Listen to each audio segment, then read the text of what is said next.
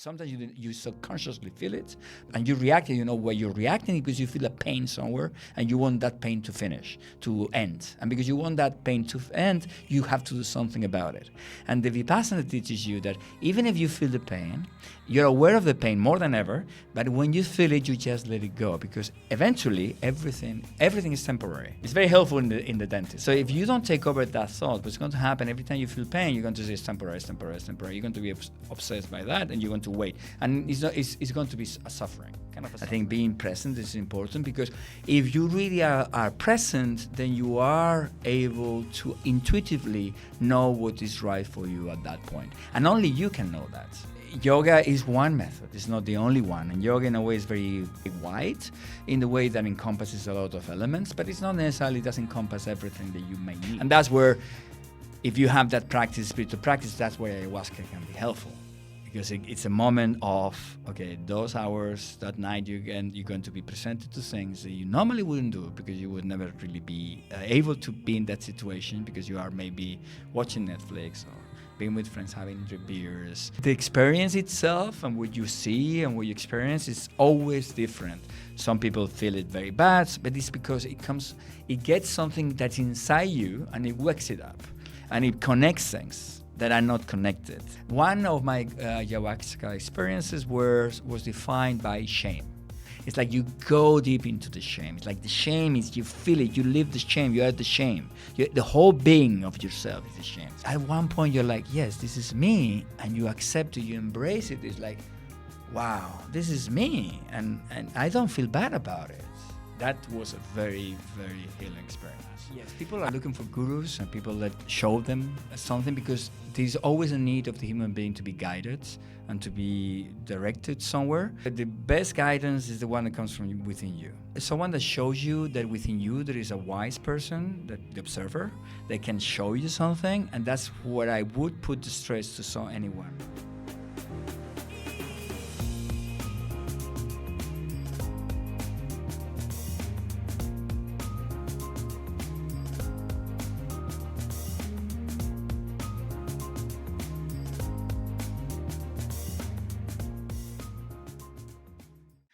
Welcome to the next episode of Beyond the Bubble.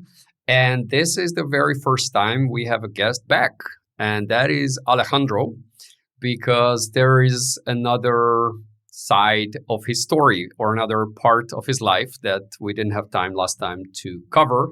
And I'm very eager to explore it. As you will see, it will have nothing to do with European affairs or negotiations or other topics that we touched on. But we're going to get into it in a few moments. But before that, please make sure that you subscribe and you put the alert bell on your YouTube. If you are watching this on YouTube, if you're listening on Spotify, be sure that you're alerted when a new episode comes out. And comments and feedback, always welcome. And if you have suggestions for guests or topics, that is also much appreciated. So with that, welcome back. Thank you. Thank you very much. And like I said in the intro, you and I were going to talk about another part of your life that I wouldn't say unfortunately, but we didn't have time last we're time. going to try it. Yeah, we were trying. When we start talking, we never know. We were just a little bit carried away. But I want to jump right into it, and we're not going to do any major introduction. Those who want to know more about your background are welcome to watch episode 4, in which we covered a lot of ground. So jumping right into it, this is spirituality, if that's the right way to approach it, but it's about yoga, it's about retreat, it's about meditation, it's about self-discovery, and it's about your time that you spend in a retreat or in a special place. So tell me where I'm getting the terminology wrong, and then we're going to look at each of these, how they compare. So you remember when I was here the first time, I said that I conceive or I see spirituality as our relationship with the universe, or with everything that's outside what we consider ourselves. And that's a path of discovery, because we are born without that knowledge or without that experience. And spirituality, from my perspective, is when we start discovering that is not us, or we consider not us, and then we go through that path. And that's what I said, that we are all in a spiritual path from that perspective. And I think that's why we have that relationship some people have the relationship with God. They call God because I think God, in a way, is that experience beyond ourselves. And that beyond, I think the word beyond is very important. So the beyond thing. And from my perspective, there's one point in my life that I felt that need to explore that beyond.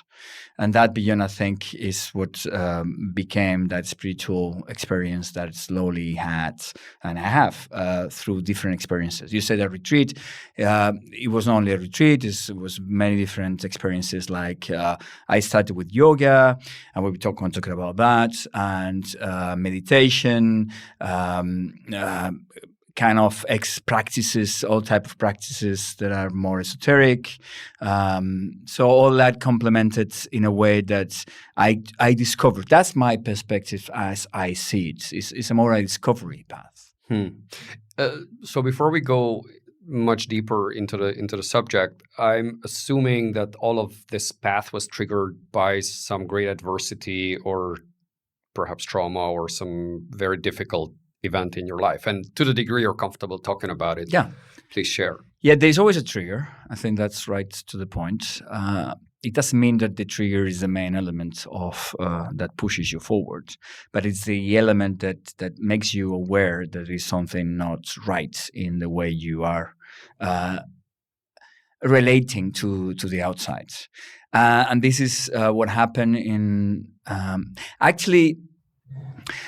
I would say it started before that need. So I was in Oxford at the time, and it's when I started to. When was that? 2007, and I started to feel my health was not good. I felt heavy, and I felt that there was something not right with myself, and I didn't feel completely satisfied and happy. And I started to realize about my anxiety inside. And I started to run. I had my college there was right next to the Oxford Park, the main one, and I ran every day. And that was the beginning of running. I never really did any exercise regularly, and I felt very good about it. And then slowly became vegetarian, or I started to eat less meat. But the thing and then I started to discover yoga and meditation. All these is small pieces. But the thing that really pushed me forward was when we broke up. The relationship I had of 8 years broke up, finished in 2009, and that kind of opened. First, it was like a trauma because it was like I was 8 years with the same person, and it was kind of I feel cozy and protected in that relationship. And then I felt kind of alone, and I felt like I had to do something. And then my heart, I always say that this is when my heart opens, and I think this is it's kind of a common topic when spirituality, that heart that opens. And it's true that the way heart is the way you relate to the rest through the emotions and the feelings and sensations. And when your heart is closed and protected, you don't allow the universe and the outside to get in. And also you cannot really get out completely because it's a two-way thing. And because I opened my heart and I could relate to the things that I never really felt, I felt it. And I let just the thing everything because I didn't have any the cost of it was really zero because what was the alternative? To suffer. So I had to open, and that brought all the thing. That was the kind of a traumatic experience that pushed forward. But though everything started a bit slightly before, and that helped me to open much more easily. This concept of the heart opening, that is, I think it's a fundamental because it's, again, we're not talking certainly physical sense. That probably wouldn't. But it feels sometimes. Sometimes it feels like you're actually right? But because my experience is that when you are in a deep state of despair or sadness or the loss or anxiety for that matter, I don't think you're able to open your heart in the sense that when your heart is open, there is this, the love and kindness concept that you are able to relate to other people with a lot of connection. You really deeply are able to connect with others. But if you're in that state of mind or emotional state, you're probably not able. So how did that two come together, that you were still not in a good place and yet you were able to start opening I think up? that's a very good point. I think the first reaction is protection. So I read this book called The Language of Emotions during that time. And it's very interesting because one part, it talks about different emotions, and he says sadness, the value of sadness, how sadness is such a beautiful emotion.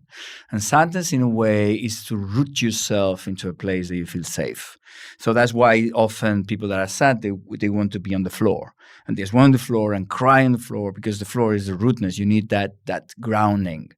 And this is exactly the first need. That's why the first thing we do when this happens, when you lose something or someone, you are sad. That's the first thing. Sadness is the first thing you are, and then you have to express that sadness. You might not feel it, you don't feel it, but you feel like you have to go down to a place that you feel safe, and you feel protected. And that sadness is the first thing. So, as you say, you don't want to be related. That's my first reaction. I had huge sadness, huge fear too. There's a mix of fear and sadness and uncertainty.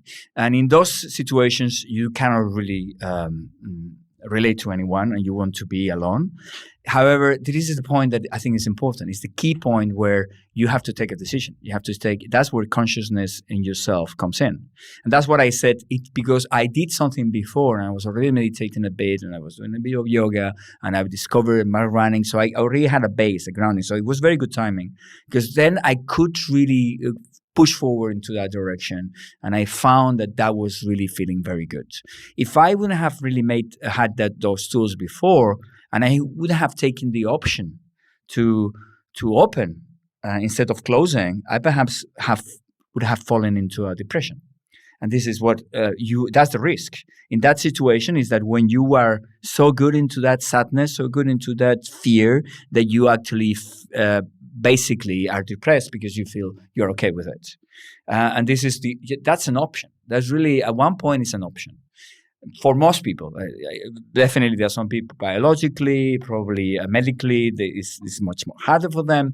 But I think for the average person, this is where the option comes in. And this is what things you can learn. And this is what the learning process is. If the school and society doesn't teach you, you can take that option, and it's up to you to take it. Yes, you're not going to take it, or you're not going to be able, or even know how to take it. And this is where I think we can still do a lot of work as a human society for the help of the people. How does yoga come into this? So what does yoga do that other physical activities do not? I think in that we need to first define what yoga is, because you see, you link it with a physical activity. And in a way, yoga is not only a physical activity. I would say yoga mainly is not a physical activity. The asana part, that's the physical activity of the yoga, the one of the poses and things. This is just an element of yoga. That's not even the most important one. The most important one is concentration, meditation, and focus, and into something that you are inside. So you go outside, and then there's this cycle between the inside and the outside. And what you do through asana, through the body, is you calm down your nervous system. It works as a calming down of your nervous system, and you will start relating also with your body as the instrument of a spiritual practice. So it's a method within the yoga. To start being able to meditate in a calm state. So if you, there are many ways of looking at yoga, but if you follow what Patanjali describes in his sutras, and that's most of schools follow that yoga path, then you have different limbs of what yoga is. It starts with ethics of your life, what you should do as an individual, how you should relate to the outside, the ethics of don't steal, all these things of ethics, and be truthful. This is part of the yamas and the yamas. And then one of parts of those limbs is the asanas, the body. But this is not even the most important part. There is breathing too, there is meditation, and the idea is that you go deeper into yourself. So at one point, you feel you separate yourself from who you are not and where you are. And at one point, then eventually you come back to the opposite. You join to everything. And that's what is called samadhi. Samadhi is the final point of that yoga. And samadhi comes from the root sama. It means the same. So you start, the first exercise of yoga is to separate yourself so you can join So you separate from who you are not, and then eventually you discover you're actually everything. And that's what you need to samadhi. explain that in a little more depth, because in terms of self-discovery, I think it's a lifelong project that some people start quite early on, others very late in life, or not at all. Mm-hmm. But this is something where knowing yourself is such an open-ended process, because knowing yourself, it doesn't just mean, well, what do I like for my taste? What sort of personality I am? How do I connect to others? But in a lot of cases, you are being tested and you're being challenged, given a new situation, or there's a context, or there's just an unexpected something, and again you will discover something about yourself. So it's not like you can know for sure how you're gonna act or react to something. So it's a very deep and ongoing thing. So how does that come together, like you say, with taking a part of what you're not? So simply through meditation, so self-reflection, or doing a deeper insights about what you had done in the past, or what you would think. So how does that whole process happen? So I think we mentioned that in the first time, and I think it's important not to fall into a place where you think what you're doing is the only thing you could do to know yourself. I think that's the paradox. It's kind of paradoxical. You have to know yourself to know yourself. And you see why I say that. It's kind of a catch-22 situation. The thing is that knowing yourself, as you say, is something you're discovering slowly. So there's some parts you need to have kind of an intuition somehow that this is the right path for you. And doesn't mean that it's the only path. It doesn't mean it's a truthful path. But I think at that point, at that moment, that's the whole idea of feeling the presence. I say the presence.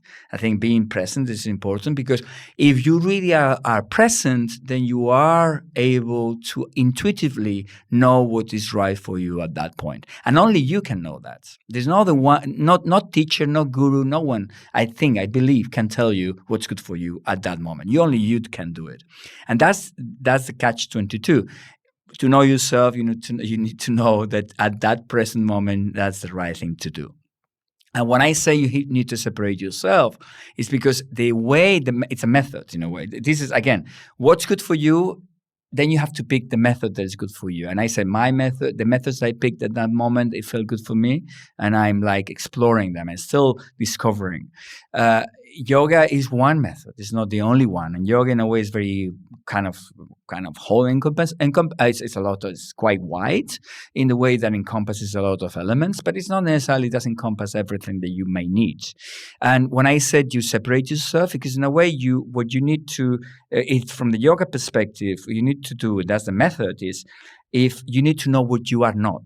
And that's if you are slowly knowing what you are not, it clarifies what you actually need in the present. And for example, people identify, especially in a rational world like we built from a Western perspective, in a way that rationality is at the top of the hierarchy of value. And you think your thoughts, you are your thoughts. So whatever you think is more important than what you really feel, or what you sense, whatever others say, because that's your feeling. That's your thought. And your thought is rational. Therefore, it's more valuable than anything else. And the first thing in yoga, you would say, no, you are not that. You are not your thoughts. However, you have thoughts, definitely, but it's not you. So you start observing your thoughts. And that's the separation thing. You are not that. That's what, this is actually a practice in yoga. And that neti. It's just, I'm not that, I'm not that, I'm not that. So I'm not that, and I'm not that. So neti means that I'm not that. I'm not my thoughts. That is thoughts, or that is emotions. So anything. You basically say, okay, I am my body. You ask, am I my body? Who I am. So I am my body. So no, I'm not my body, because I can observe my body and I can feel my body. Who is the one observing my body? Who is the one feeling my body? It's not. It has to be me. But if my body can be felt, then it's not me, because I can feel it. I can see it. So who is actually feeling the body? And you think, okay, it's my emotions feeling the body, but I can actually feel my emotions. So who is the one feeling my emotions? Neti. I'm not my emotions. Who is my thoughts? But who is thinking? It's because if you can think your thoughts, who is the one thinking? So you start thinking, who is actually doing all that stuff that I before identify myself with it? And that's the separation element, where you start separating yourself, whoever you are, we don't know yet, with all those things that we think we are. So some people identify themselves with emotions. For example, they feel angry and they personalize the anger and say, "Oh, I'm so angry and they feel driven by their anger because wherever goes against their anger goes against themselves because they identify themselves with the anger. The same with the thought. I have an idea. If you go against my idea, you go against myself. But that's not true because it's only a thought. So that separation, the neti-neti element, the thing that I'm not that, I'm not that, I'm not that, is a practice to start separating yourself with all these things. So essentially, you start looking for that locus of consciousness. Yes. Right? Like exactly. Wherever that is, no one has ever identified it. Yes, exactly. Its actual physical or neurological position, but it's somewhere. It has to be somewhere, or maybe, and this is the thing, according to Patanjali, it's everywhere. And this is the yogic perspective and that's the samadhi, when you realize that through the separation, you're actually everything. So you are not your thoughts, but you are your thoughts. You are not your emotions, but you are your emotions, because you are everything, but you are none of it. So you are not one of those things, but you are all of those things. So the one that actually fills everything is everything itself. And that's a perspective. That's what you join with everything. So you are me. And I'm you. It's not only that I'm not only my thoughts, that you are me. So you are actually feel connected with the universe. You become nothing but everything. So how does it come together with the whole concept of non-duality or duality for that matter? And so you and I and each human being is a separate entity and we have our own consciousness. And at the same time, when you are in a certain state of mind, and we can talk about the methods to get into it, but in a certain state of mind, when you feel that true unity with the universe and with others, and even with inanimate objects or animals or any other creature or being, then it's you feel that oneness. So yes. how does the separation versus unity come together? That's where the spiritual belief comes in, and then that's up to you to pick. I mean, not to pick, or at least to believe something. And that's up to you. A belief is something you have the only full control. And I think, in my perspective, I don't think someone has to. You cannot be obliged to believe. And that, as I believe it, I believe a more tantric perspective of the universe. And from tantric is not dualist in terms of that it doesn't feel a connection of a world that is the world that is reality, the truth, and what we experience. So our experience is as divine as what we believe is true. There is no duality in it. So whatever it is the same as whatever we experience. There is not something that is not true, something that is false, or an illusion. It just thinks that everything is divine, and that's the paradox of it. You are everything, but at the same time, that separation you experience is divine too, and actually is true because you experience it.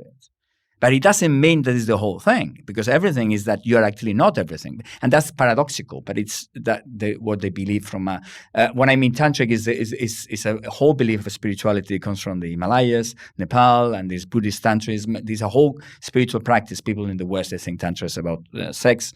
It's absolutely not at all. It's the tantric perspective is about it's a yogic perspective of the belief of the universe. And I do actually believe in that. I believe that we are. And that's how I feel it. I feel that everything we are, death, murder, sex, but also beauty and empathy, everything is divine. There is nothing in this world. And that's where the polemic aspects of Tantrism comes, because they believe that everything is divine. Even murdering is divine.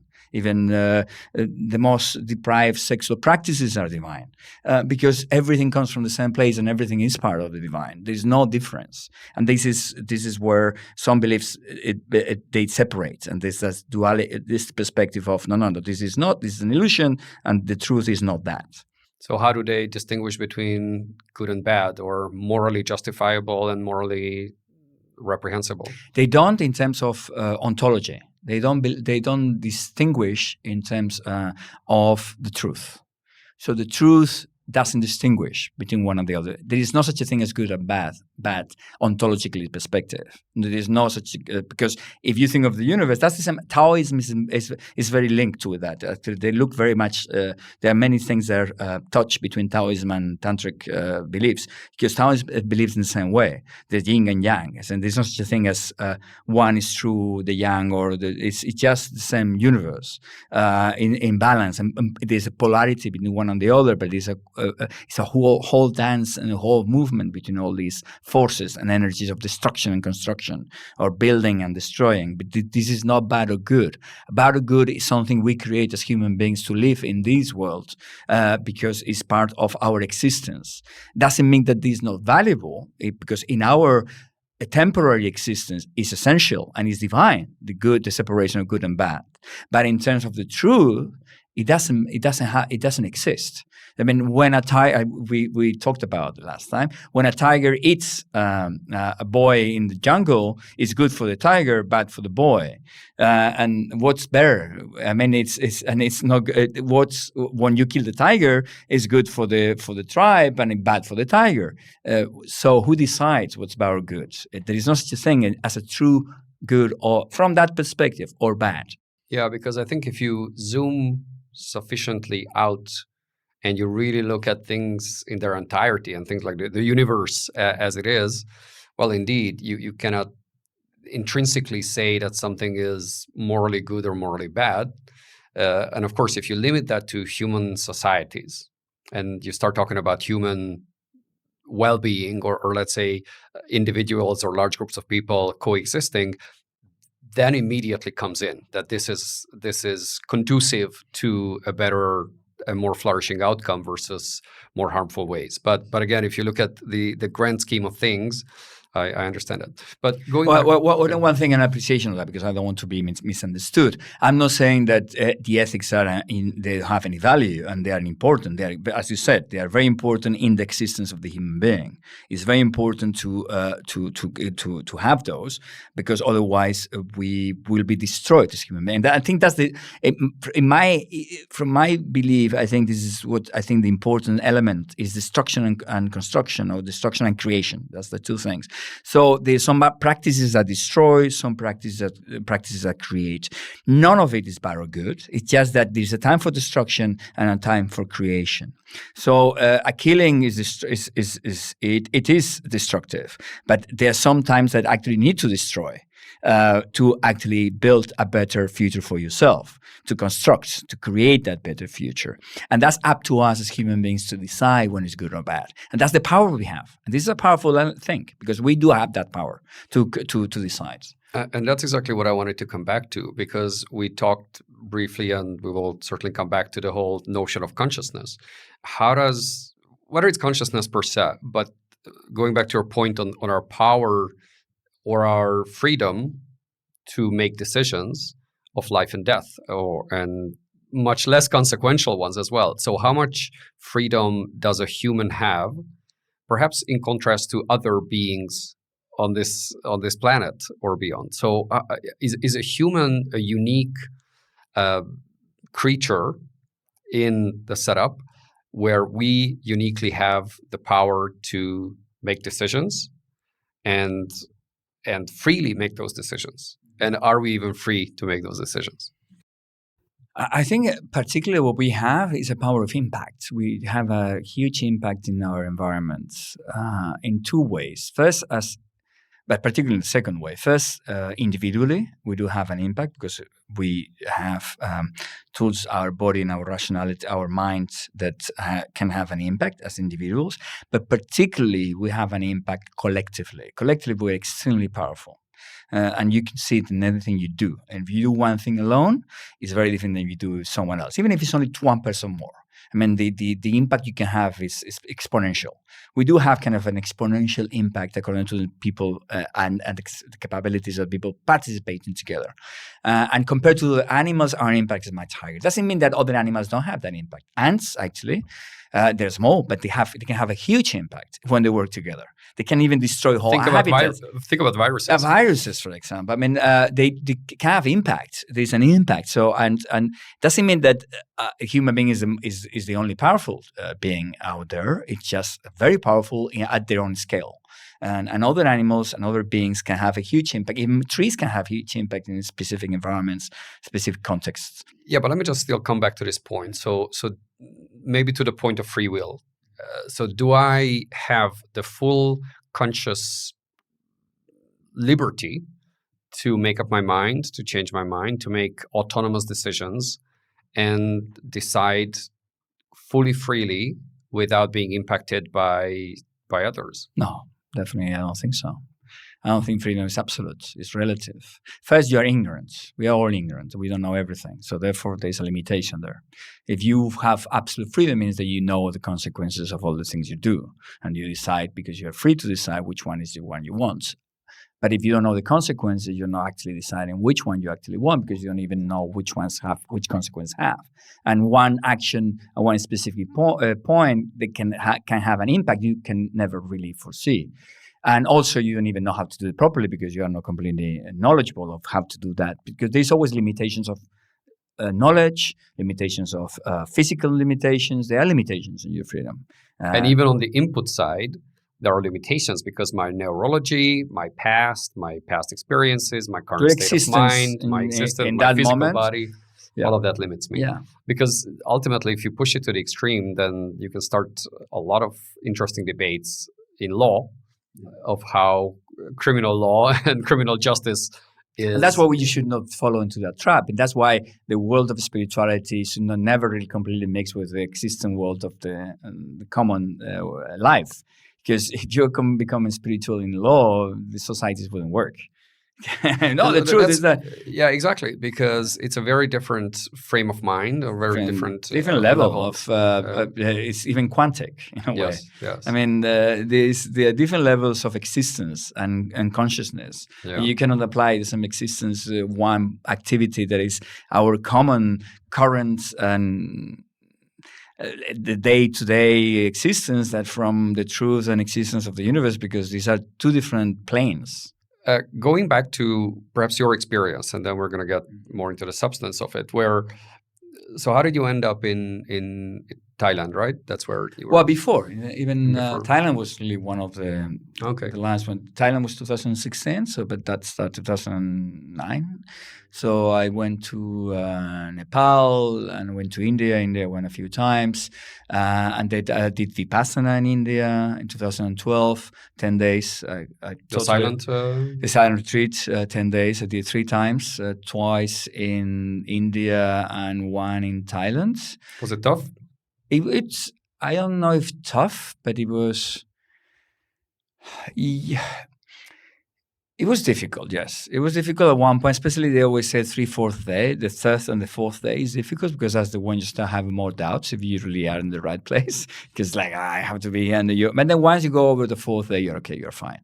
And then the 10th day, you're in bliss, and you're very recently, 2 days ago, I just met a friend of mine that we met in my last Vipassana in Kerala in 2018. And we did together. He's Belgian. And we didn't see each other since a bit later. We saw in 2019, but that was the last time we saw each other. But interesting is that when we left the Vipassana after 10 days with another friend, a Spanish guy, the 3 of us were laughing of everything. Everything looked so relative. Everything was so light. Everything was like anything that happened, it was not so important because you are in a state of such a calm nervous system, but also things are not so, you don't react so much to things. And so you feel like a distance between the reality and yourself. So we were all in the same vibe. It was amazing. It was really nice to feel that lightness of the being. That was 2018, but then before I did in 2012 in the west of India near Mumbai. So you went to these retreats. and these different experiences. And so I was doing yoga in London too regularly every day, every week, like 3-4 times a week. I was going to a studio called Jivamukti Yoga in London, and I was doing 3-4 times a week. Yeah. So where did you get to? What it was? I'm assuming an increasingly, I don't know, enlightened.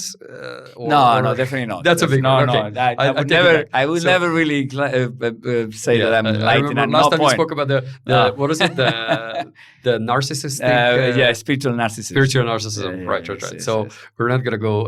But it's funny because at the beginning you really felt that's when at the beginning really you felt, oh, I feel so good. So therefore, I'm different than before. So you feel that difference between you now and you before, and you feel, well, I want everyone to feel that, and you feel like you are a bit higher than the others. Well, you're not, but you feel like you're a bit higher because you feel so good, and then you start to give lessons to people because you should do that and you should do the other thing and like right.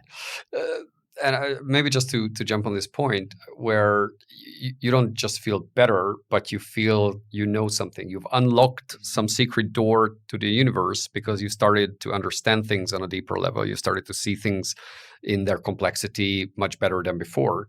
So it gives you this superpower where you say, oh my God, I'm getting an insight to a layer that I hadn't even known existed. Yeah, you start exploring your mind in ways that you never did that. So you have a knowledge of your mind, how it works from the insides. That actually is quite enlightening. In that, yes. I mean, if we want to apply that alignment thing, yes, I think it's enlightening in the way your mind works. And that one of them, I think in my experience, one of the most practical aspects of it is the reaction time of things. So when you don't know your mind and you are not aware of how your mind works, you react to the little things quickly. You're like, and then you react. You don't have any pause, any delay between what happens and your reaction. And what happens is that because of that delay, then you, instead of reacting, you're acting. And that's the difference between reacting and acting. So it's like a ball that hits another ball and the ball moves, and that's the default. And instead of doing that, it's like a caution thing that the ball is touched by another ball and the ball thinks, okay, I want to feel that, and there is a moment that you decide if you want to move or not, according to what the ball touches. And that's where, when your nervous system is calmer, that's the asana aspect, but also when you meditation, because meditation is about observing reality and your thoughts and your reaction. And that's what Vipassana is. Vipassana in 10 days, basically what you do most of the days is that you observe your body and the sensations of your body, and you do a body scan from the top of the head up to the feet and then back. And then what is that? It means that whenever you feel a sensation in the body, you don't react to the sensation. Because all emotions and all things that happen to you are going to have a sensation in your body, even if you are not aware of that. And you feel that sensation, sometimes you subconsciously feel it, but you don't, and you react, and you know why you're reacting, because you feel a pain somewhere, and you want that pain to finish, to end. And because you want that pain to end, you have to do something about it. And the Vipassana teaches you that even if you feel the pain, you're aware of the pain more than ever, but when you feel it, you just let it go, because eventually everything is temporary. Even that pain will go away. Sooner or later, it will go away. So don't react to it. You just observe it. And that's a superpower, I think. One of the first things, and I think for me, one of the most valuable aspects of all this practice, where you can feel the pain, observe the pain, and just be with it, because you know it's temporary. It's very helpful in the dentist, by the way. Whoa. Okay. So and you can keep it. So for a longer time, that means you keep that practice and that knowledge, or it's not knowledge. It's that capability that you develop over time, and it stays with you, or can it die out? Or it fades away. It's like riding a bike. So you still keep the knowledge, but If you ride more on the bike, you're going to ride it better and you're going to feel more comfortable with it. But you have it in a way that, but if you don't practice in a long time, it's going to fade away and it's going to be more difficult. You still have but eventually when you start again, it's like learning a language when you're like young and then maybe you forget it, but you still remember how it works. Obviously, if you start later in life, it's probably going to be more difficult to keep it for a long time without practice. I think for young kids, if you give that skill to the kids, I think they're going to keep it forever. See, like riding a bike, I think it's because if you learn it when you're an adult, it's more difficult than when you're learning when you are How does the whole mind-body connection come together? Because all those sensations, maybe we spoke about physical pain if it's the dentist, but it can be emotional pain. But even that emotional pain or anxiety, you feel it in your belly, you feel it maybe all over your body, or deep sadness. It's in your body, and it's your neurons and your chemicals and all the rest. But there's the mind part, and the mind thinks that this is temporary, this is going to pass, I'm only going to observe it. So how does it come together? That's the interesting thing, because you use that word think, and this is the thing they don't use in Vipassana. It's not about thinking it's temporary, and that's an interesting thing, because when you think it's temporary is when your ego takes control of it, and then when your ego takes control of it, the thing that your ego wants is to finish the sooner the better. And this is a problem, because when you feel the sooner the better, you feel anxiety and you feel like you want it to finish. What they do in Vipassana is observation, not thinking is temporary, no, observing. Just the sort of temporary is something just to make it easy for you to practice, but eventually the practice should take over that thought. So if you don't take over that thought, what's going to happen every time you feel pain, you're going to say it's temporary, it's temporary, it's temporary. You're going to be obsessed by that, and you're going to wait. And it's going to be a suffering, kind of a suffering. So you're creating another suffering.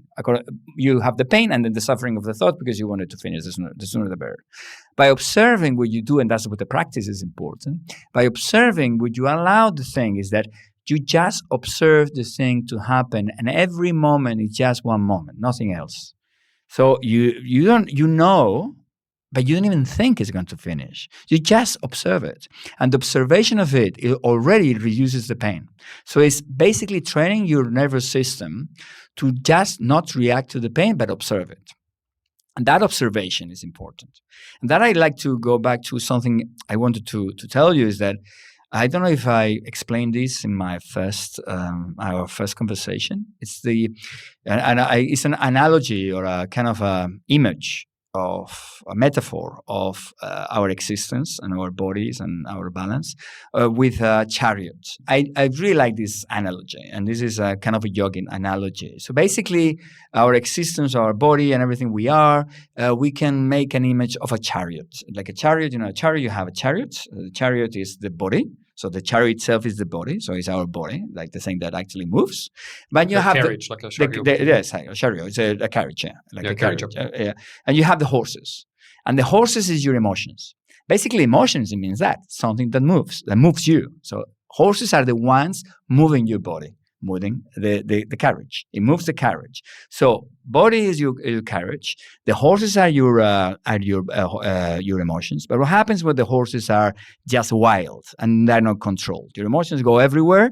Therefore, your body goes everywhere, and you can do things that are not very good for your body and not very good for the horses. Obviously, if the horses, you can actually like taking drugs because you feel so bad, so sad, you want to take drugs, and then your emotions are driving you. Your body is going to be destroyed after a while. That's the same as a carriage with horses that are wild. So you have a driver of the carriage, and that's your rationality, your reason. Your reason is the driver of the carriage. It controls the emotions. And then it's on the body, because that's what your reason is.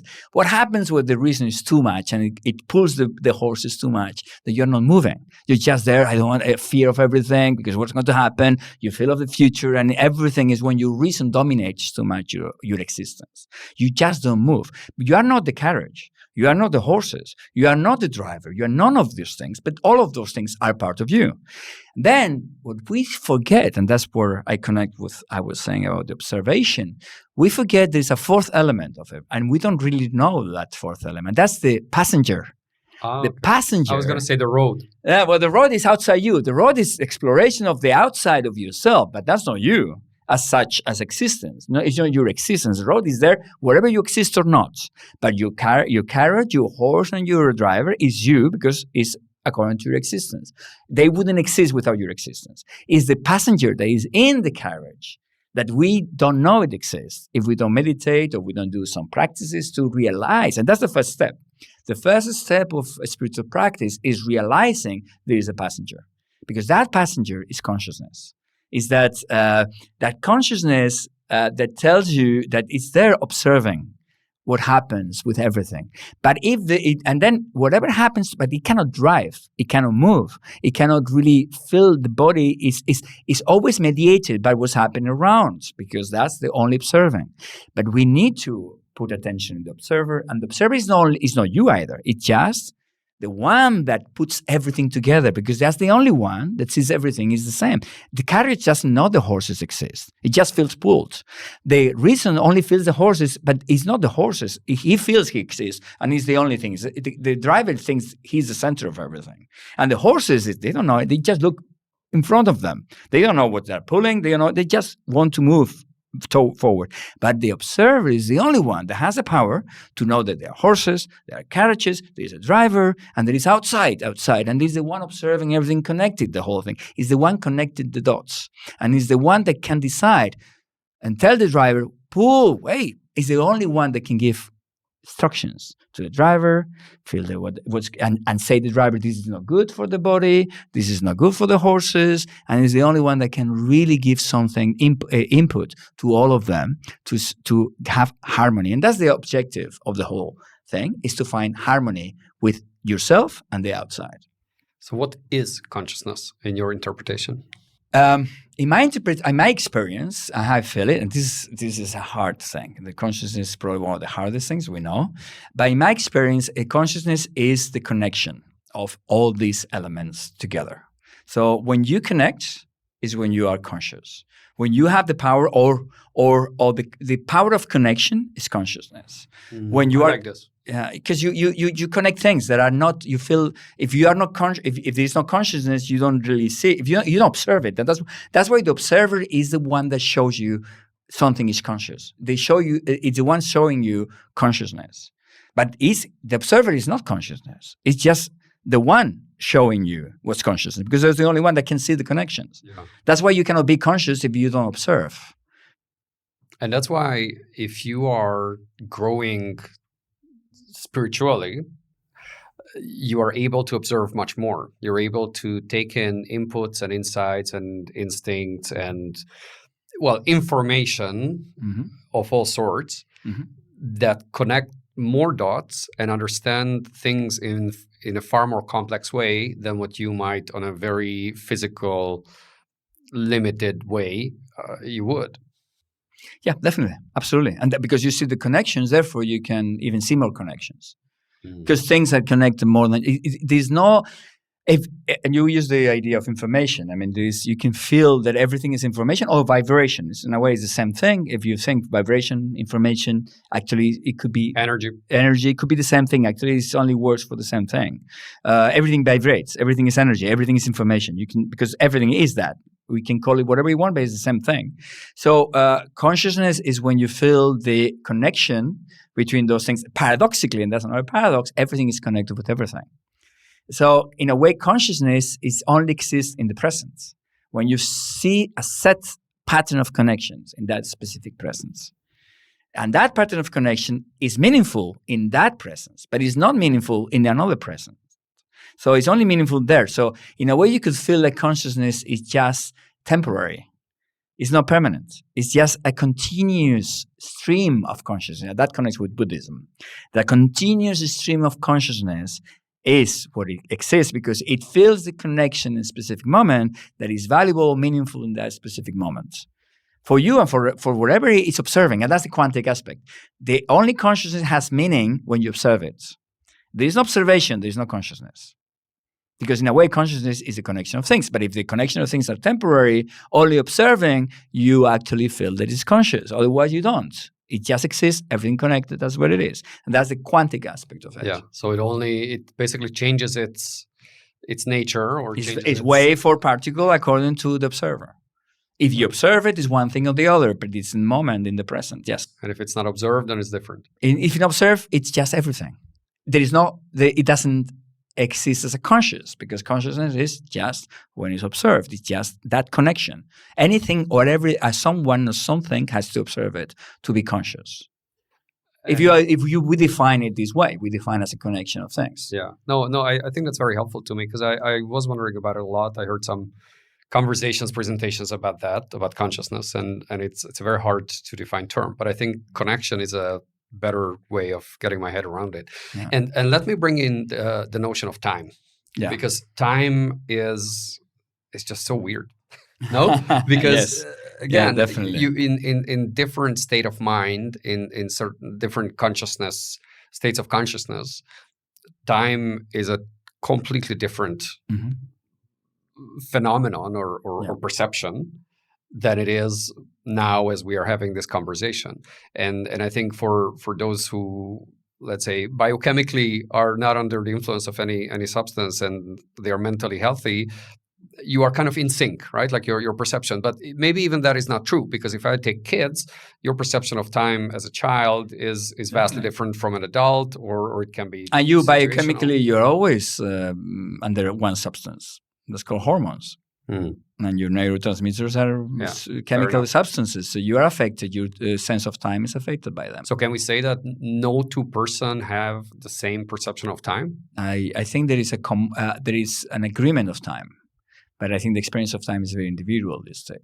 I mean, we don't think we coordinate that perception of time, and that's why watches are so important, and it used to be so important. Well, but there are just pure nature phenomena of sunset and sunrise and all the rest. So, and we explain that's why we can coordinate the time, because the sun exists. Yeah, because there are these. Because we experience external. We experience it together. But if I close yourself into a dark room, you're going to experience time different than me. And the only thing that changes is you're in the dark and I see the sun. But the people that see the sun are going to coordinate with me the feeling of time. You are not. And you see, it's something changes, only the room. I don't think your biology is. I think the perception of time. I think we need to. I think it's individual. It's individualistic as we define time. Because in a way, what is time? We need to define. You can define it as the sun and the moon, but it's random, it's arbitrary. It's just an experience we have as human beings. But if you ask an animal, probably in the Earth, yes, but in Mars would be a different perception.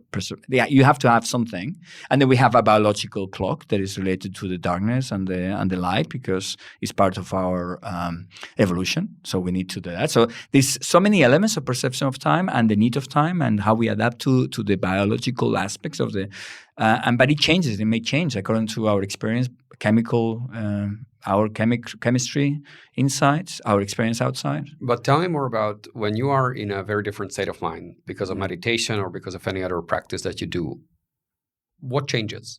Okay. In terms of your perception of time.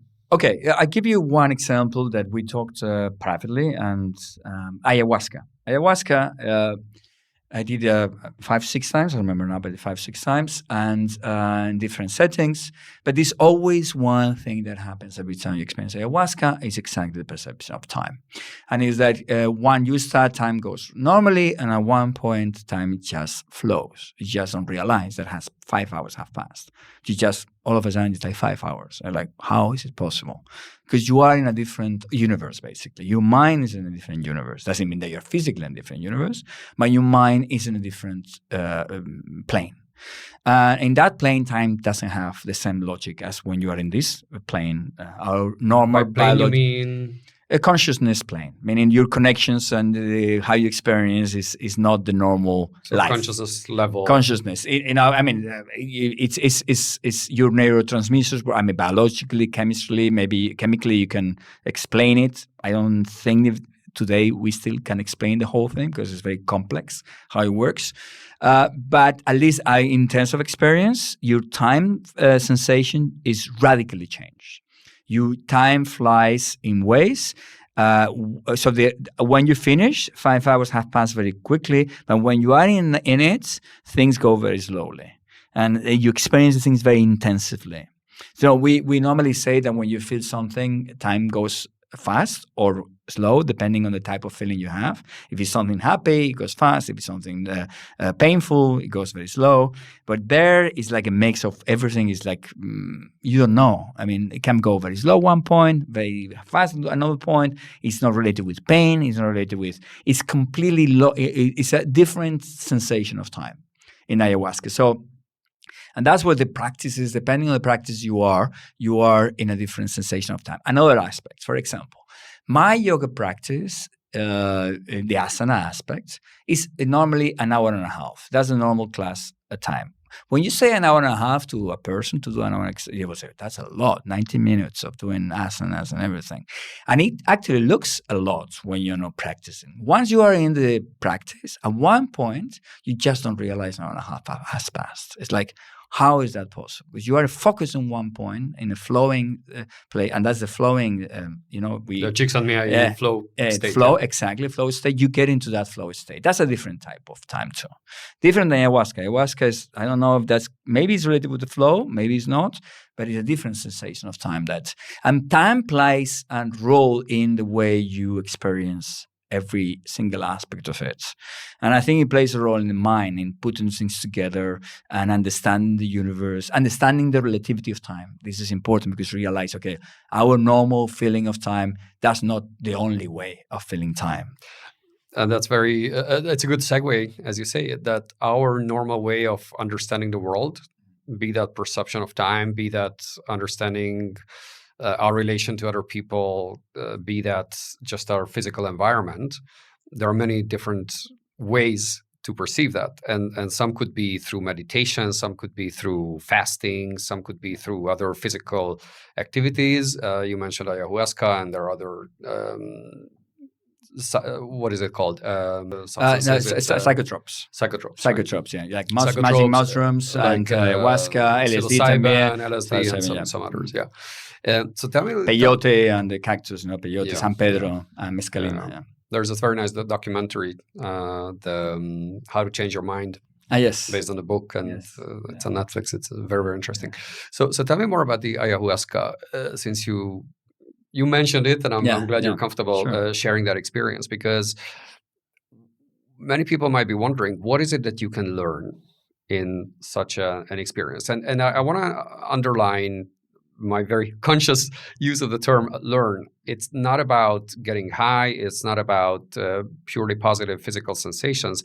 I think it's ultimately all about learning and growing as a person. Mm-hmm. So I'm deeply convinced that all of these, the ones that we mentioned, and the reason why somebody might choose to use it or try it, and again, under supervision, and this is not medical advice in any shape or form, but to be very, very responsible when entering such journeys.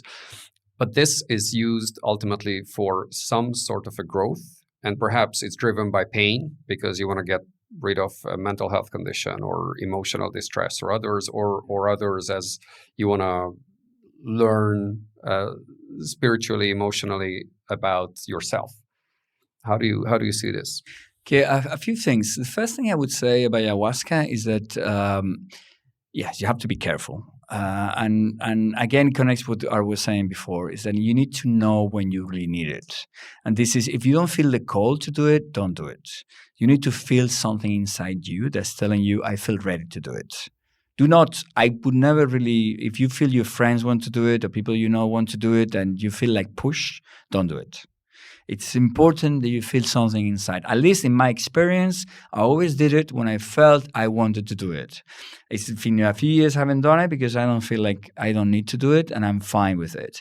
But every time I did it, it's because I felt the need inside, like a voice telling me, this is good, you need to do it, it's going to be great for you. That's the first I would say, because it's a very personal experience. One thing I would say about ayahuasca is that every single time you take it is a different experience. It's an interesting thing because it wakes up something in you instead of just acting on you. And that's the difference difference between all the drugs. And magic mushrooms, in a way, are similar, not as strong. But I think ayahuasca gets to that point that every single time is different for you, and every single person has a different experience. There are some common aspects of it, definitely. The time thing, I think, is one common aspect. But and the vomiting, not everyone vomits, but vomiting is part of it. Or worse. Yeah, exactly. But it's the experience itself, and what you see and what you experience is always different. Some people feel it very bad, but it's because it gets something that's inside you and it wakes it up. And it connects things that are not connected. And that talking about consciousness being connections, it basically what it does is that, okay, this thing and this thing, I connected, and this is connection you have never done it. It might look horrible because some connections are horrible, but that's you because you have those two elements. I didn't really tell you, I didn't bring you anything new. It's just you being connected. And that's what these connections. But when you say things, sorry to interrupt, it's memories, it's realizations, experiences, memories, yeah. And you say you did wishes, that because the shadow, you know, the shadow, your own shadow, and desires. Yeah, these things that you don't really accept of yourself, or you don't realize of yourself, or you just never seen it because you just are ignorant of it. All things that are on your face, but because they don't connect with something else, they don't have the same meaning. But once you connect with something else, you realize. One of my ayahuasca experiences was defined by shame.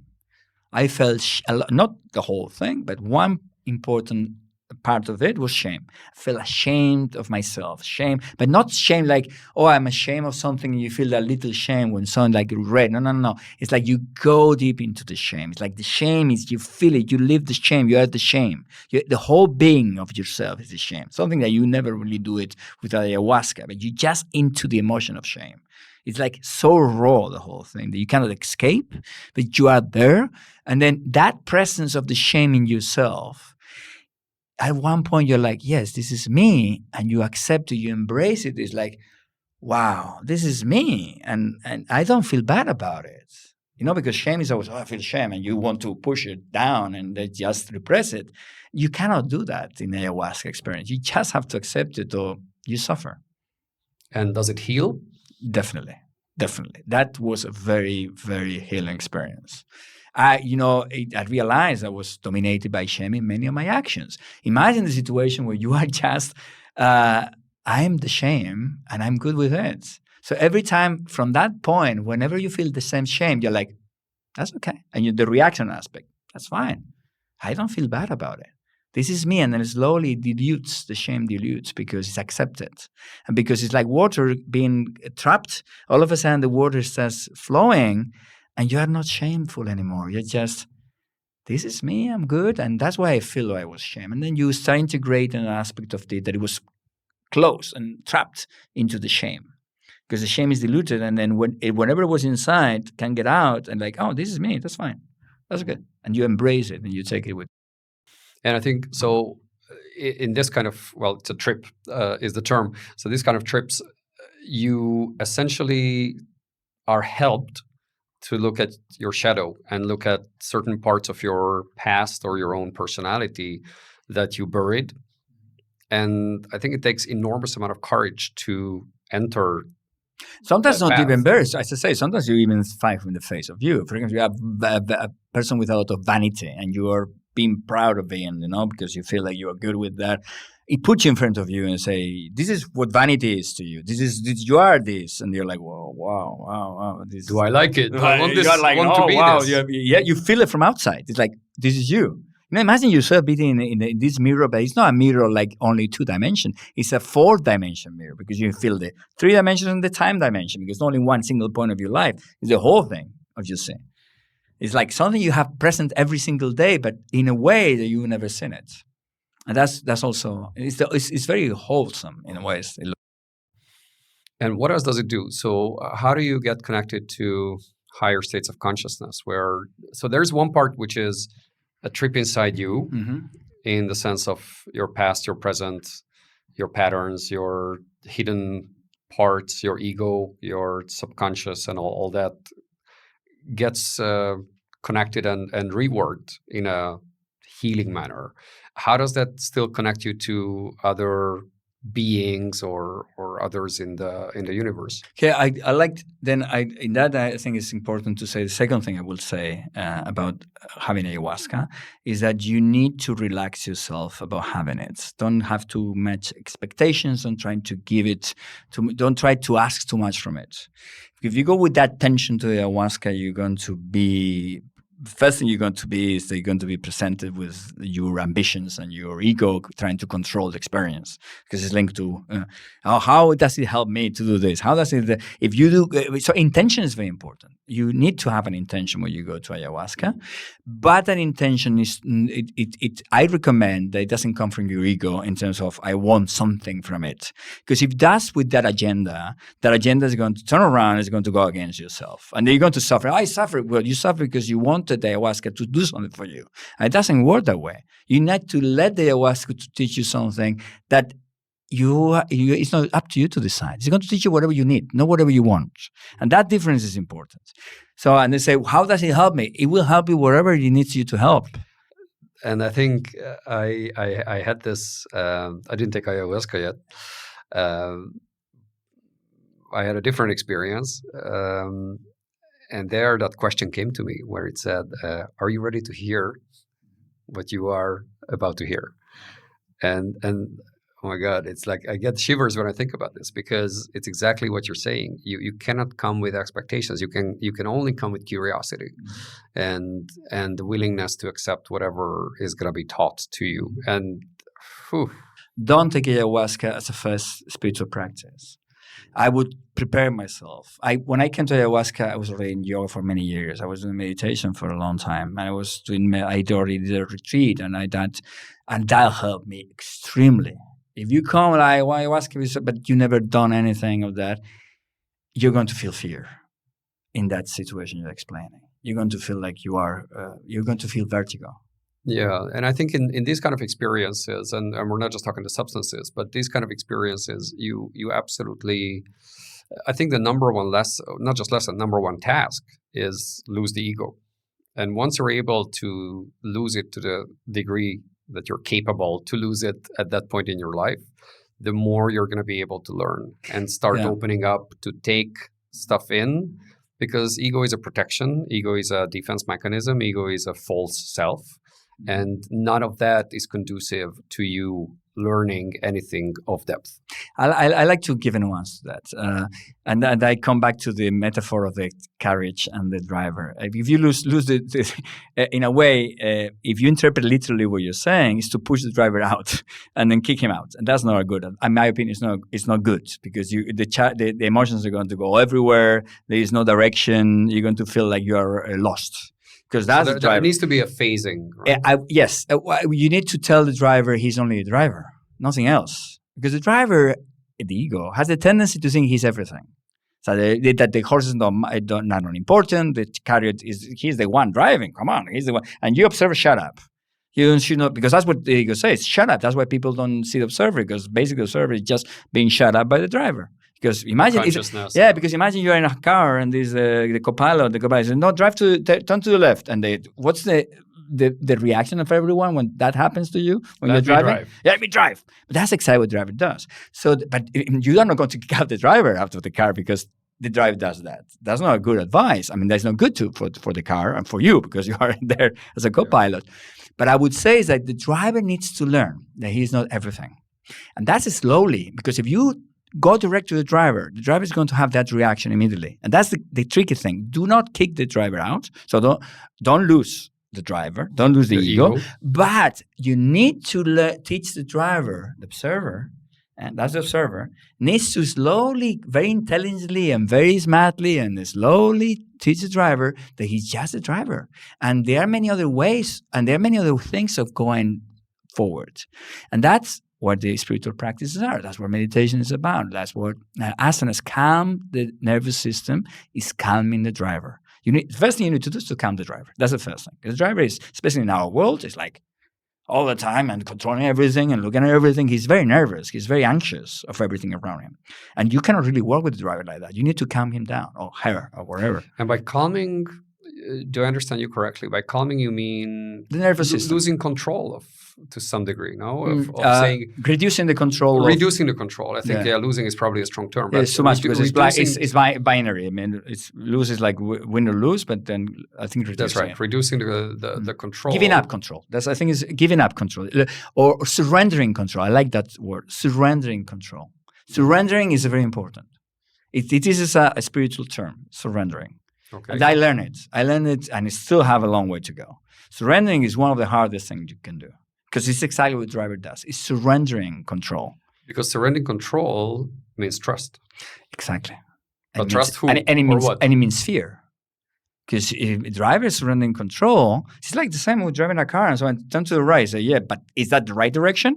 Am I going the right direction? Or maybe something that we're going down? I mean, you need to trust the co-pilot telling you that. You need to trust, and just say, and you have going to, the first reaction is going to be fear, and it's going to be something against it. So how do you increase or ignite or enhance that trust? And trust in what? So trust your intuition, trust your consciousness, trust the universe. I think come back again. I would say entity. This is when the driver becomes stronger and powerful. The observer is when the observer starts to have an entity in your existence. Remember, we start from the moment entity as in consciousness. I think exactly, or the one telling you what consciousness. The observer is not the consciousness. Observer is the one showing you the consciousness because he's observing. He's the only one who can see the connections. So he's the only one, or she's the only one that can see how things are connected because that's what she does all the time. That's because she's observing. The problem is that, again, we don't know she exists. We don't know the observer is there. Most of the time, we don't even know. We think there is only 3 of us. But then the first thing we need to do is, first of all, to acknowledge the existence of the observer. And the second is give more presence to the observer, more role to the observer. And slowly the observer grows in presence.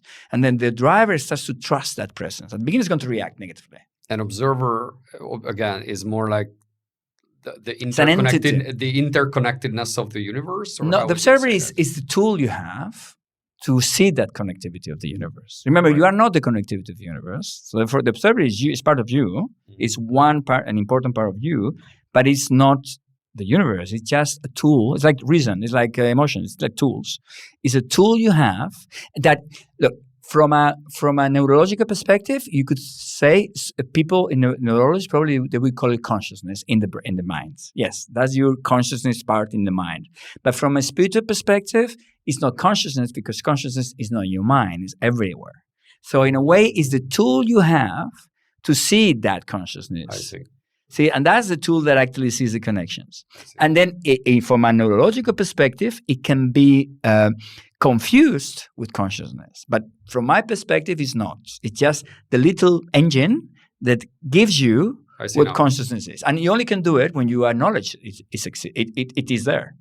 If it is there, you can actually use it. If it's not there, you're not going to use it. You just ignore it because the ego doesn't want it.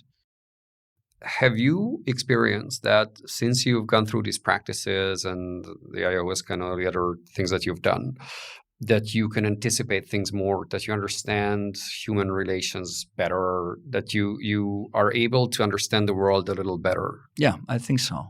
Up to limits. I mean, we're very arrogant that I understand, but I feel that I can see the connections better. And I feel connections that I didn't see before. And those connections definitely, that's how the life works, how the universe works. Because you see, okay, this happens. This is what we call intuition. You know, intuition is a way like raw consciousness, or the raw observer, or the raw thing where I see the connections, I can feel the connections, but it's still not in the maturity of I know the connections. Yeah. So the intuition is just a feeling, but it's not that you know that feeling is right or wrong or it's true. I agree with that because you are able to basically bring in more knowledge or just more sensing of what's happening around you, be that in your immediate environment or even in larger affairs. And you literally connect the dots. Mm-hmm. And not necessarily so consciously or with your frontal cortex, but somewhere on a deeper level. And once you listen to that, and once you try to understand and connect with that, it definitely makes your life much easier, because you can avoid more conflicts, you can avoid more misunderstandings, you can anticipate how a situation or an event or relationship might play out far earlier than maybe you used to be able to do that. Definitely. And then again, mix that with the power of not reacting to things. So you feel, okay, I can see this is going to happen, but should I react? So you have this delay of reaction, and then you can act, and then you can. That combination, I think, is very powerful. And this is a level that I think I wish I would be there. But I have, in my experience, I think I know that's the path. Because whenever I have the time and the situation that I practice more my meditation and my yoga, I feel that these skills, this way of seeing things is so clear to me. I if you ask me now at this point, it's not as clear as it used to be at one point. But I haven't lost it. It's just that it's reduced, but I know it's there. From the moment I start practicing again, my calmness, my way of looking at things, I can see things so much clearer that I feel in such a good situation. I don't have to doubt. Now I'm still in doubt in many, many moments. And I remember sometimes in the past, I didn't have those doubts. And it's because you're observing things and you have the flow situation. And this is, in a way, the objective, in a way, is to find yourself into that flow, that consciousness is active all the time. And you just relax until you float in the flow. You're floating in that flow. You feel that, that's fine, it's okay. Like the Buddhist perspective, in a way, that reflects very much that. Which is not an easy thing to do because of the regularity of the practice, and you need to slow down and stop occasionally, which I'm really bad at. And that's a big personal frustration for me, that I drive myself into a state of mind that is very not balanced or not healthy for me. And that's what I think tantric practices are very good, because tantra tells you everything is an opportunity for your spiritual growth, and everything is divine. So it's up to you to see if there is the divinity in it or not. It's there. It helps you observe it. You have to look at it, and they give you methods and tools and practices to do that. So you can do it when you are eating something. You can do it when you are with your beloved. You can do it whenever you are driving a car. Every time you can actually connect with that divinity, and it gives you that sense of connection. I think the most difficult thing, and I might just be extrapolating whatever I've realized, but I think it's more of a generic experience, is that fear is a very powerful factor. Being with yourself is often the most fearful and difficult thing. Exactly, looking at those difficult emotions, looking at those memories, or ruminating, and all those bad ways of approaching a hard period, that is not helpful. So you'd rather just keep yourself busy with stimulus, with entertainment or whatnot, instead of trying to improve your emotional state of mind. And especially in our world where we have so much entertainment. We have so many options to do. Alcohol, Netflix, going out with friends. It's not distractions. It's just different experiences that you may have and choose to do because it's easier just to accommodate your feelings in the situation, not to feel something you may explore. And that's where, if you have that spiritual practice, that's where ayahuasca can be helpful, because it's a moment of, okay, those hours, that night, you're going to be presented to things that you normally wouldn't do, because you would never really be able to be in that situation, because you are maybe watching Netflix or being with friends, having beers. But that is, and it's so powerful, because I'm going to give you whatever you may do in practice of 6 months, I'm going to give you one night, and in ways that you will never do it in those 6 months. That's what they say about psilocybin, where it's 10,000 hours of therapy in 6 hours. Yes. And again, you need to be ready to do it. You need to feel that you a good intention. You need to, in that, don't expect anything from it. And just let yourself go and surrender to the experience. Yeah, and I think that sort of open mindset is just so fundamental, like we said earlier, because I know friends who've done it, psilocybin mostly, and for some it didn't work. It wasn't such a deep experience because they came with expectations instead of the innate curiosity or wishing to open a box that and may there have are been closed. different factors. I mean, the setting is important always. I mean, if you, it's not the same doing it in the middle of the jungle and doing it in city. It's not the same to do it with someone that knows. It's like a shaman, and then brings the whole environment properly, and you can show you and gives you the right stuff too, because it depends on the mushrooms too. There are many different type of mushrooms, different type of psilocybin components, and you need to give the right stuff in the right moment. Also, you need to be in the right moment of your life to do it. Maybe that wasn't the right time to do it, because that's why you had so many expectations, because you were into that setting, onto that intention. I had a great experience, extremely, extremely meaningful. So you told me you had yes, I did psilocybin and twice. Once. Yeah. But I'll do it again. Again, when I feel that the time is here. But you do it like in a ritual, or you do it like? Yeah, it was a retreat and outside the city. Yeah. This is good. In the Netherlands, and it was fully organized and legal. Yeah, it's amazing things.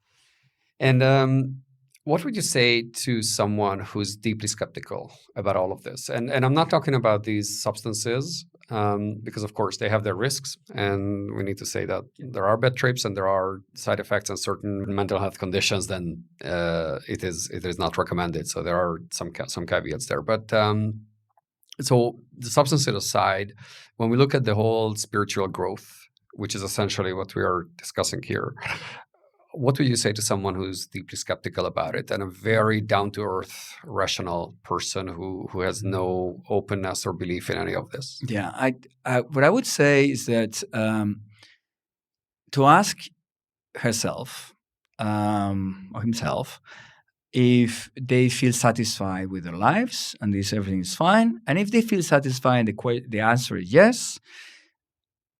That's what it is. And they feel satisfied. As I said, everyone has different needs. So if their need is now not to believe in this thing, they feel it's not needed, and they don't even believe this is going to be helpful for them, nothing can be done on that. However, what I would say also is that, yes, you're satisfied, don't do anything about it. However, doing exercise is good. Do exercise because it's healthy for your health. It's good for everyone to do. And it's up to you to decide which exercise. I recommend to do some asana, some yoga, go to asana. But if you don't like it, do some exercise. And if you, and that's what I come to, if you are not really satisfied with your life and something is going wrong, I mean, you do exercise, the exercise is going to show you slowly that something is not right. Because the exercise is the first step of discovering yourself outside your own comfort zone. So what I would say basically is to put yourself into a non-comfort zone, at least for a moment, and that's exercise because it's healthy for you physically, and this is proven. So I think there are few people that wouldn't believe that exercise is. I mean, I don't think you can really believe that exercise is bad. I mean, abuse of exercise is bad, but some exercise is good. I think it's a scientific fact. So if you're a rational person, I think you can believe that. So do exercise. Do exercise in ways that it gives you in a situation that you don't feel as comfortable in as before. So this uncomfortable situation. And I would think, I believe in that if you are in not your comfort zone and you are not satisfied with something in your life, that's going to come up. And that's up to you to decide what to do with it.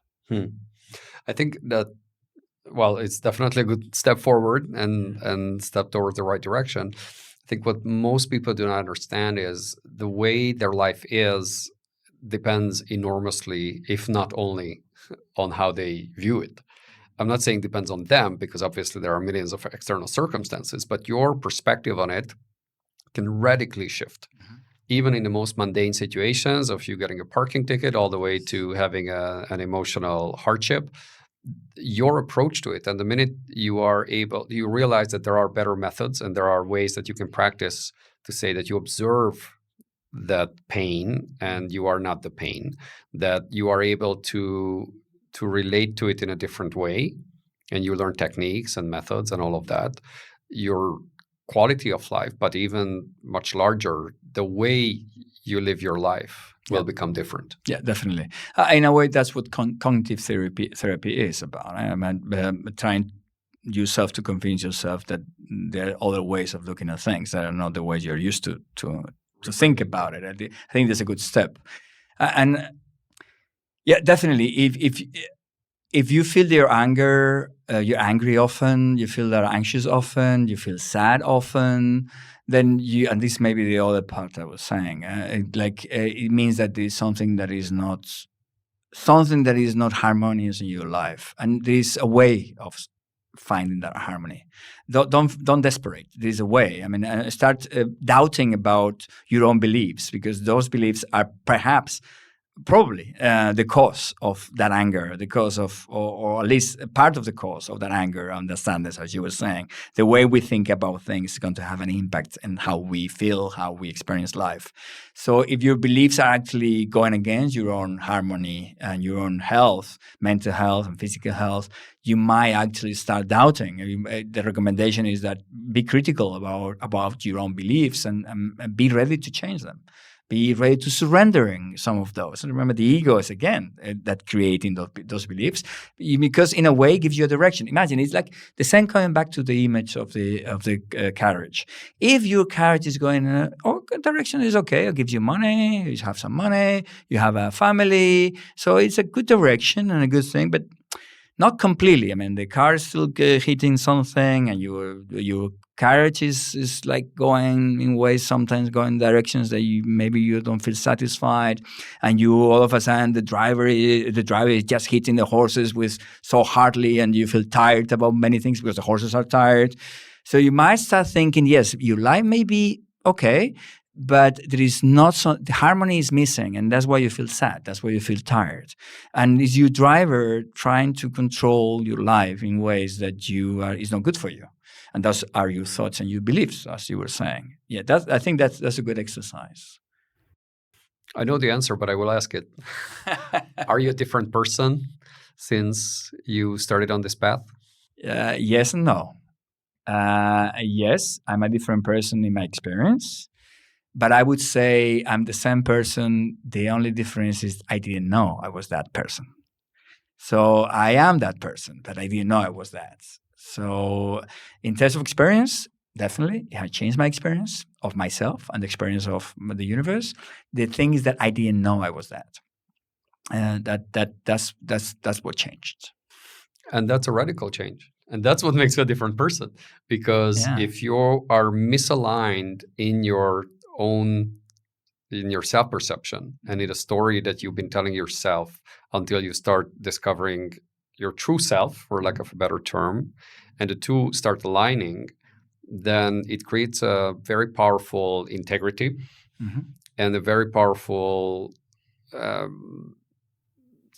core that radiates, and you come across as a strong and very stable person, very balanced person. And I think that outside is felt, and it resonates. So that the mismatch, if it's no longer there, and I say it more generically in this spiritual growth path, the more it's aligned, the more you are aligned, and you're more aware of who you are and accepting all your flaws and all your positive traits, that really becomes a visible thing that you are a whole. Yeah, definitely. Yeah, I think harmony, that harmony situation projects and projects to yourself and to the outside. Again, it's about vibration. Your vibration changes. And because you're in harmony, and this is perfectly like music. I mean, sometimes a music that is harmonious, it's perceived differently than harmonious. When yourself is harmonious, you are projecting that harmony, and people can feel it, and they feel good because this harmony is good because or anything harmonious is good. Harmony is good, but those who are not harmonious or not in a similar state of mind, there's going to be a conflict. And often those people would avoid you or be jealous or envious and all the rest. But that also means that you start aligning yourself for being making friends or being in the company of people who are similar. Mm-hmm. You attract the vibration, and you attract the vibration, and they're attracted by that vibration, and the opposite, they're repelled by your vibration. In a way, it's good because it means that you are those people that are not good for you and for the universe, or they create, not good or bad, but they are not harmonious, they're not going to be in your life. For the good is good, or they just feel repelled. So automatically and naturally, they are not with you. And yes, definitely that happens. And in a way, and also, I mean, not all the music is compatible. There's harmonious music that is not compatible with other music. So there's some people that are still harmonious in the way, but we have different tunes in a way. We are so different, and in the spiritual paths are the same. We are 8 billion people in this earth, and how many friends do I know? How many people I met in my life? 5,000 maximum, 6,000. That's a tiny fraction.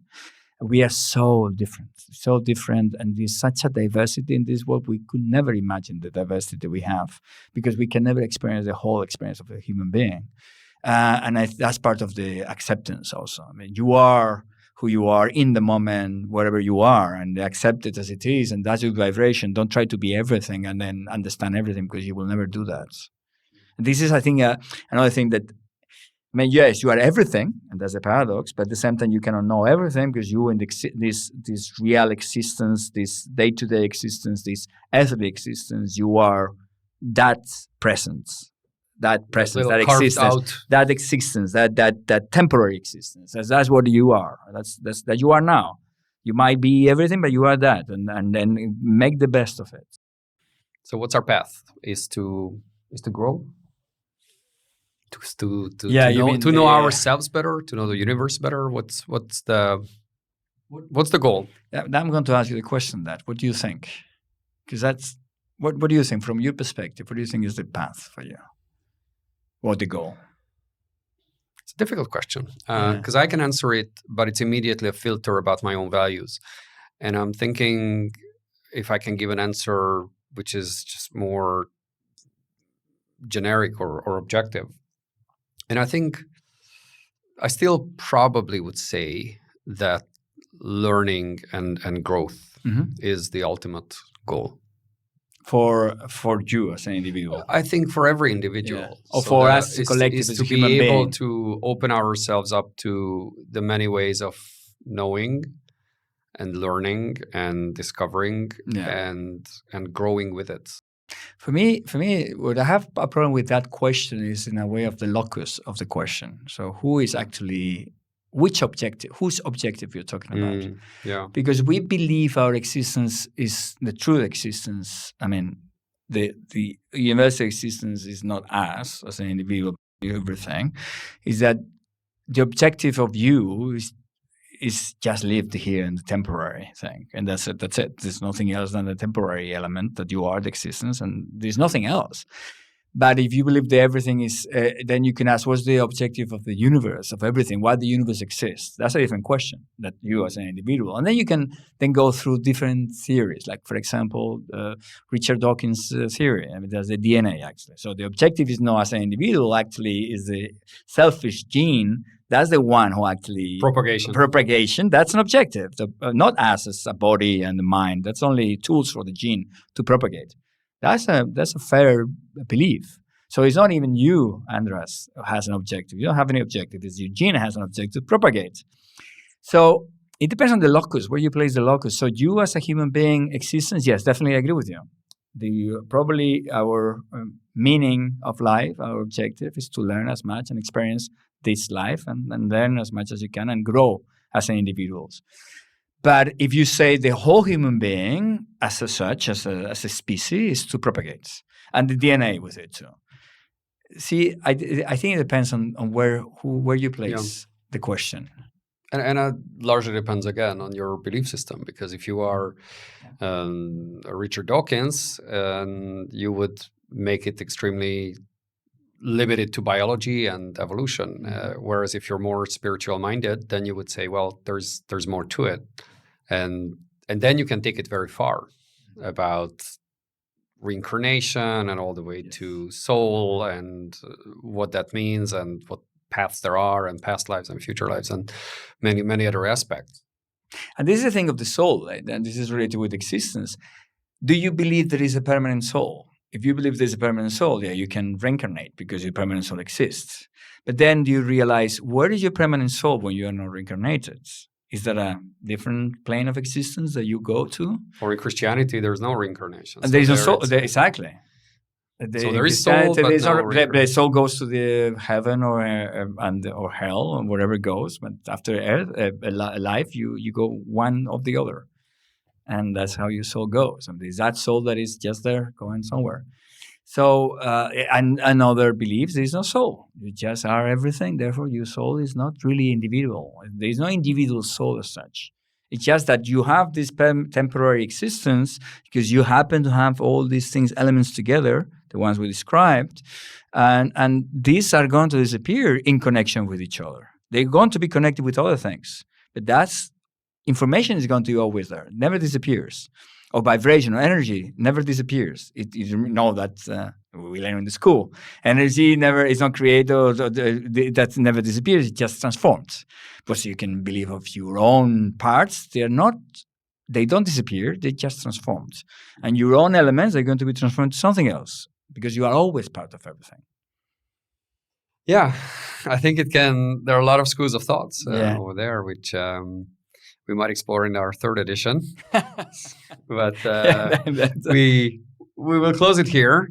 That was a deep conversation today. Yes. I think there are just so many aspects of it, and I feel that I haven't even asked half of what I could have or may have wanted to ask. But I think, of course, we've gone into many directions, and I think you and I will think about what other aspects are worth looking into. Definitely. But I think it's an important conversation, and most people would say, well, this is too esoteric or I'm too rationally minded to it. But I don't think these are either or. This is not a contrast or dichotomy, because there's just so much connection between the physical body, the physical practices, your mental health, and whether or not your beliefs go to broader, larger dimensions. Yeah, in my experience, most of the cases, it's just a question of guidance. Yes, people are looking for gurus and people that show them something, because there's always a need of the human being to be guided and to be directed somewhere. And guidance, the best guidance is the one that comes from within you. And someone that shows you that within you there is a wise person, that the observer, that can show you something, and that's what I would put the stress to anyone. Do not believe 100% anyone to follow blindly. The real learning is to develop your observer the deepest possible, to learn how you observe it is there, to develop it, to empower it, that it gives you the knowledge that you need. Not the ones that you want, but the ones you need. And not the ones someone else is telling you need, but the one that you tell yourself you need. And that's what the guidance I will really put the stress on to anyone. Guide yourself from one point to somewhere that you feel satisfied and you feel you're going in the right direction. And not to look for quick solutions. Definitely not. Definitely. And that's where the counterpart of the ayahuasca and everything is, that that's not a quick solution. Do not take it as a quick solution. It's not going to solve you like a pill and then I feel enlightened. Definitely not. It's the opposite. I think the most important is that you need to be ready for it. And you might get ready, or life or the universe gives you some very difficult situation that might wake you up and you start a path. But again, you need to start easing yourself into this area and not look for a quick fix. And that comes back to the beginning we were talking. If you feel in that traumatic situation, that difficult situation, you have the option to take the path. You have the option. It's up to you to go into the depression or the sadness path, or just find a path that gives you a different path that might give you new knowledge and new guidance. With that, Yes. a card, please. Should I read it? Yes, please. Okay. Describe an important teacher in your life outside school. Oh, wow. You know, Jesus. everybody, and I say this Yes? with a strong conviction, everybody pulls the card that they need. Wow. Well, actually, someone that really taught me a lot of strength and trust in myself is Simon Nuttall, who is a professor. He was a professor in the College of Europe, Foreign Policy, European Foreign Policy, and I was his assistant when I was in the college. And I became friends, very good friends. I mean, he died in 2023 of Parkinson, and he was living in London, and we related for many years. And he showed me he was an incredibly intelligent person and a very, very kind person. And he showed me the quietness, the calmness, the perspective of you can be yourself. You don't need to listen to anyone. You can be yourself as long as you feel that what you're doing is the right thing to do. And you can have the conversation and the art of conversation. I learned a lot of art of conversation with. And that, I would say, is my first spiritual experience. Sir? Thank you. Thank you very much.